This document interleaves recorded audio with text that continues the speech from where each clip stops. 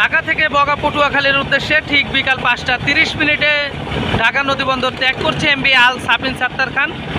আপনারা সকলেই দেখতে পাচ্ছেন নৌযানটি বগা পটুয়াখালীর উদ্দেশ্যে যাত্রা করলো ঠিক 5:30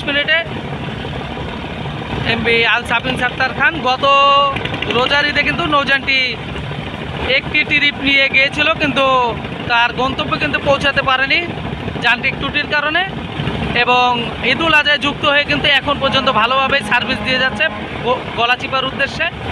আপনারা সকলে ভিডিওটি দেখতে থাকুন, ভালো লাগলে লাইক দিয়ে কমেন্ট করুন, আর এই চ্যানেলে নতুন হয়ে থাকলে অবশ্যই চ্যানেলটি সাবস্ক্রাইব করে পাশে থাকা বেল বাটন বাজিয়ে দিন। ধন্যবাদ সবাইকে, আসসালামু আলাইকুম।